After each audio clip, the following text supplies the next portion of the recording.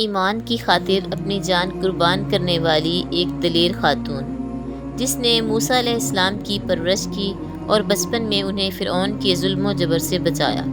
لیکن جب اس خاتون نے اللہ پر ایمان لایا تو فرعون نے اس کے ساتھ کیا سلوک کیا، اور ایسا کیا ہوا کہ اس خاتون کو دنیا کی عظیم ترین خاتون کا لقب دیا گیا۔ فرعون مصر کا ایک ظالم و جابر بادشاہ تھا۔ اس نے مصر میں آباد قوم بنی اسرائیل کو غلام بنا رکھا تھا اور ان پر ظلم کے پہاڑ توڑتا تھا۔ فرعون نہایت ہی مغرور بادشاہ تھا اور وہ خود کو لوگوں کا خدا اور رازق کہلاتا تھا، لیکن جب کسی میں اتنی جرأت نہ تھی کہ فرعون کی مخالفت کر سکے، لہٰذا اللہ نے فرعون کے خاتمے کا ارادہ کیا تو بنی اسرائیل میں موسیٰ علیہ السلام کی پیدائش ہوئی۔ جب موسیٰ علیہ السلام کی پیدائش ہوئی تو ان دنوں فرعون نے اپنے سپاہیوں کو یہ حکم دے رکھا تھا کہ بنی اسرائیل میں جو لڑکا بھی پیدا ہو اسے قتل کر دیا جائے۔ لہٰذا اس مصیبت و آفت کے دور میں مجبوراً موسیٰ علیہ السلام کی والدہ نے آپ کو ایک صندوق میں رکھ کر صندوق کو مضبوطی سے بند کر دیا اور اسے دریائے نیل میں ڈال دیا۔ دریا سے نکل کر ایک نہر فرعون کے محل کے نیچے سے بہتی تھی۔ اللہ کی قدرت یہ ہوئی کہ یہ صندوق دریائے نیل سے بہتے ہوئے اس نہر میں چلا گیا۔ نہر کے کنارے فرعون کی بیوی آسیہ بنت مزاحم نہر کا نظارہ کر رہی تھی۔ آسیہ ایک خوبصورت اور نیک دل خاتون تھی اور وہ کسی بیماری میں مبتلا تھی، شدید تکلیف میں تھی۔ فرعون نے اس کا بہت علاج کرایا مگر ناکام رہا۔ کہتے ہیں کہ کاہنوں نے اسے بتایا تھا کہ اے فرعون، ہم پیشین گوئی کرتے ہیں کہ اس دریا میں سے ایک آدمی تیرے محل میں داخل ہوگا اور اس کے منہ کی رال اس بیمار خاتون کے جسم پر ملے گی تو اسے شفا ملے گی۔ چنانچہ اس نہر میں بہتے صندوق پر جب آسیہ کی نظر پڑی تو اس نے ملازمین کو اسے نکالنے کا حکم دیا۔ جب اس صندوق کو پانی سے نکالا گیا تو اسے کھولا گیا تو ملکہ نے اسے دیکھا تو اسے یوں محسوس ہوا کہ ایک بجلی سی چمکی ہے جس نے اس کے دل کو منور کر دیا۔ آسیہ کے دل میں اس بچے کی محبت نے گھر بنا لیا۔ اس بچے کا لعاب دہن جیسے ہی ان کے ہاتھوں پر پڑا تو انہیں شفا ہو گئی۔ فرعون کی بیوی آسیہ کے بدن سے کوئی لڑکا نہ تھا اور وہ بے اولاد تھی، لہٰذا وہ اس پاک دل خاتون کی ممتا جاگ اٹھی اور اس نے موسیٰ علیہ السلام کو گود لے لیا۔ اس طرح اللہ کی قدرت سے موسیٰ علیہ السلام کی پرورش آسیہ یعنی فرعون کے محل میں ہوئی، جس نے آپ علیہ السلام کے ہاتھوں سے ہلاک ہونا تھا۔ دراصل لفظ فرعون اس دور میں مصر کے بادشاہ کا ہوا کرتا تھا۔ موسیٰ علیہ السلام کے قصے کے سلسلے میں فرعون کا ذکر آتا ہے۔ ایک وہ جس کے زمانے میں آپ پیدا ہوئے اور جس کے گھر میں آپ نے پرورش پائی، اور دوسرا فرعون جس کے پاس آپ ایمان کی دعوت اور بنی اسرائیل کی آزادی کا مطالبہ لے کر گئے اور جو سمندر میں غرق ہو گیا۔ لہٰذا بی بی آسیہ کا خاوند جس نے موسیٰ علیہ السلام کو اپنے محل میں رکھا، اس فرعون کا نام رامس ثانی تھا۔ دراصل بی بی آسیہ ریان بن ولید کی پوتی تھی اور ریان بن ولید وہی بادشاہ تھا جو یوسف علیہ السلام کے دور میں عزیز مصر تھا، اور اس نے حضرت یوسف پر ایمان بھی لایا تھا جب مصر پر تبتی خاندان کی حکومت تھی۔ تو فرعون نے اپنی طاقت کے زور پر بی بی آسیہ سے شادی کر لی اور انہیں دھمکی دی اگر انہوں نے انکار کیا تو اس کے ماں باپ کو قتل کر دیا جائے گا۔ لیکن شادی کے بعد بھی اللہ نے حضرت آسیہ کو فرعون کے شر سے محفوظ رکھا اور وہ آپ پر قادر نہ ہو سکا۔ مورخین لکھتے ہیں کہ اللہ نے فرعون کو نامرد بنا دیا تھا۔ بعض نے لکھا ہے کہ فرعون کو ایسی بیماری تھی کہ طبیبوں نے اسے ساری عمر صحبت کرنے سے منع کر دیا تھا، لہٰذا فرعون کبھی بھی حضرت آسیہ کے قریب نہ جا سکا۔ یہ بھی اللہ کی ایک حکمت تھی کہ بی بی آسیہ فرعون کے ناپاک جسم سے محفوظ رہ سکے۔ بہرحال حضرت موسیٰ کی پرورش فرعون کے محل میں کسی شاہی فرد یا شہزادے کی طرح ہوئی۔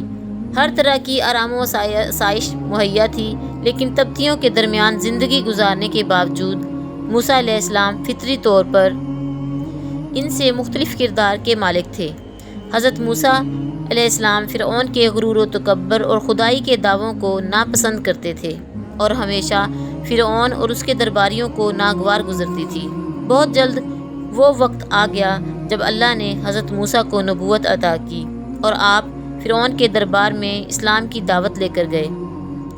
اس وقت فرعون کے مطالبے پر جادوگروں اور موسیٰ علیہ السلام کے درمیان سحر کا مقابلہ ہوا، جس میں حضرت موسیٰ علیہ السلام کا عصا حقیقی سانپ میں تبدیل ہو گیا اور جادوگروں پر حق واضح ہو گیا کہ یہ اللہ کے سچے رسول ہیں جنہیں ہماری ہدایت کے لیے بھیجا گیا۔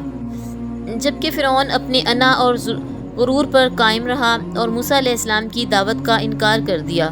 اس دربار میں بی بی آسیہ بھی موجود تھی، لہٰذا آپ نے جب یہ سنسنی خیز منظر دیکھا تو آپ کے دل میں فوراً حق کا نور چمک اٹھا اور آپ حضرت موسیٰ علیہ السلام پر ایمان لے آئیں۔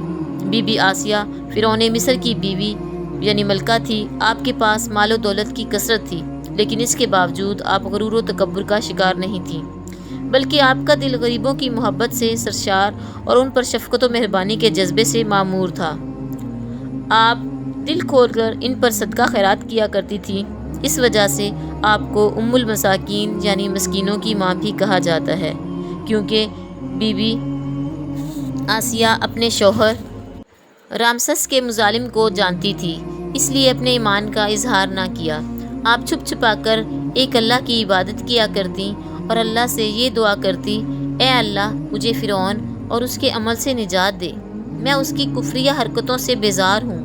حضرت آسیہ خفیہ طور پر موسیٰ علیہ السلام کے خدا کی عبادت کرتی اور دعا و استغفار میں مشغول رہتی، یہاں تک کہ فرعون کو ایک دن آپ کے ایمان لانے کی خبر ہوئی۔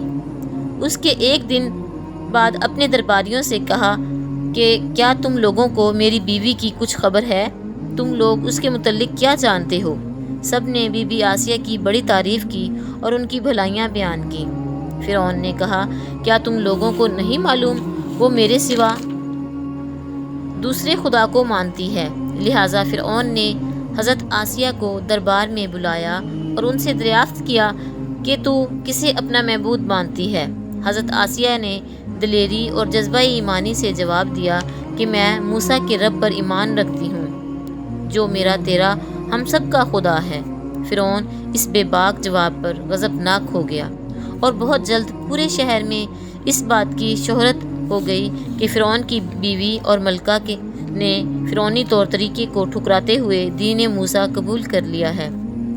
پہلے تو فرعون نے بی بی آسیہ کو سمجھا بجھا کر ترغیب دلا کر اور ڈرا دھمکا کر موسیٰ علیہ السلام کے دین کو چھوڑنے کا حکم دیا، لیکن جب اس نے حضرت آسیہ کے چٹان جیسے ایمان اور جذبے کو دیکھا تو اس نے ظلم و بربریت کام لینے کی ٹھان لی۔ فرعون نے اپنے اہلکاروں کو حکم دیا کہ آسیہ کو تپتے ہوئے ریگستان میں دھوپ میں لٹا دیا جائے، لہٰذا آپ شدید گرمی میں ریت کے تپتے میدان میں چھوڑ دیا گیا۔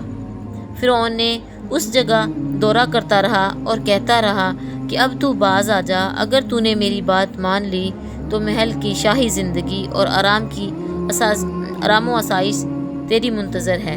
مگر حضرت آسیہ پر اس کا کوئی اثر نہ ہوا، کیونکہ آپ کو جنت کے اس لافانی محلات پر ایمان تھا جو اللہ نے انہیں عطا کرنے کا وعدہ کیا تھا۔ جب فرعون حضرت آسیہ کی ثابت قدمی کو دیکھا تو اس نے آپ کو شہید کرنے کا فیصلہ کر لیا۔ اس نے اپنے سپاہیوں کو حکم دیا کہ بڑی سے بڑی چٹان کہیں سے اٹھا لاؤ اور آسیہ کو چت لٹا دو اور وہ چٹان اس پر گرا دو۔ لہٰذا جب یہ لوگ پتھر لائے اور حضرت آسیہ کو لٹایا گیا تو آپ نے آسمان کی طرف نگاہ اٹھائی تو پروردگار نے حجاب ہٹا دیے اور جنت کو وہاں جو محل ان کے لیے بنایا گیا تھا اسے انہوں نے اپنی آنکھوں سے دیکھ لیا۔ آخر کار اس پتھر کو آپ پر گرا دیا گیا اور آپ کی روح پرواز کر گئی۔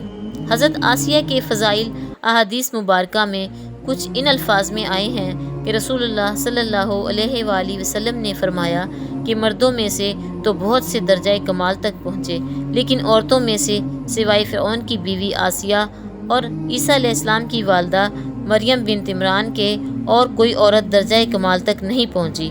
اس طرح ایک اور روایت میں آتا ہے کہ آپ صلی اللہ علیہ وآلہ وسلم نے فرمایا، جنتی عورتوں میں سب سے افضل خدیجہ بنت خولید اور فاطمہ بنت محمد اور فرعون کی بیوی آسیہ بنت مزاحم اور حضرت عیسیٰ علیہ السلام کی والدہ مریم بنت عمران ہیں۔